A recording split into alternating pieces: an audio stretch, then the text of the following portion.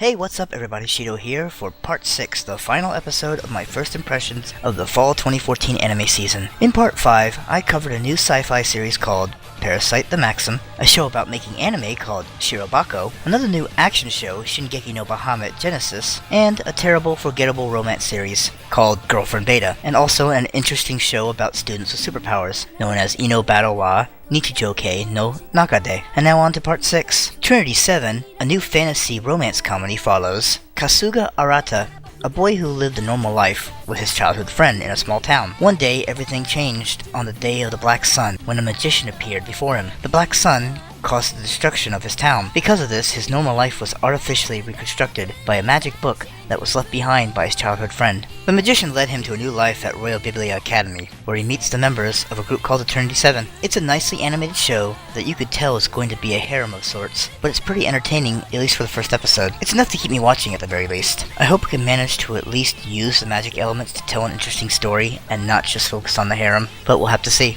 Next up is a supernatural comedy about an elementary school student who lives alone in a house and ends up summoning a fox spirit who sticks around to haunt the girl. It's called Kokuro Son. Like another comedy show this season, it's cute and harmless but completely unfunny. If you are a comedy and you fail to make someone laugh, then you're not exactly a comedy show, are you? The animation is fine, delivery is fine, I'm just not laughing. I'll give it another chance before I pass on it, but I'm not expecting good things from this. Shigatsu wa Kimi no Uso, or Your Lie in April, a new romance drama, is about Kosei Arima, a piano prodigy until his mother died when he was 11. He loses the will to play and quits until a few years later when his childhood friend introduces him to a girl. The girl, Kaori, is a free-spirited violinist. Her energy inspires him to start playing once again. Right away, I must say, the show is gorgeous, bright and colorful, and just so well animated. I really liked what I saw. The beautiful animation, the characters, and the music. I really enjoyed it. It might be one of my favorites of the season,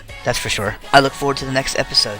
Kushina Wara Mirai wo Motome, In Search of Lost Future, is yet another romance drama that, unlike the previous show that did everything right, this one does everything wrong. A show made by a studio known for making anime based off of bland romance visual novels, once again makes an anime based off of a bland romance visual novel. Like most romance shows, it's bright and colorful, but the characters seem pretty bland and uninteresting, just like the story. Honestly, it's just like any show based off a visual novel, and the main male lead is so boring that starts to show off on the wrong foot. You've got all the usual types, the perverted friend, the kind childhood friend, the tough girl that resorts to violence. I'll give this show 1 or 2 more episodes before I let this one go. And finally, the last show I saw was a show that I was very much looking forward to. That show is Nanatsu no Taizai, The 7 Deadly Sins. It's a fantasy action series. The 7 Deadly Sins were at one time an active group of knights in Britannia. They disbanded after supposedly trying to take over the kingdom. 10 years later, the Holy Knights stage a coup d'etat and capture the king. The third princess, Elizabeth, goes on a journey to defy the 7 deadly sins in hopes of retaking the kingdom. I loved this first episode. It started out slowly,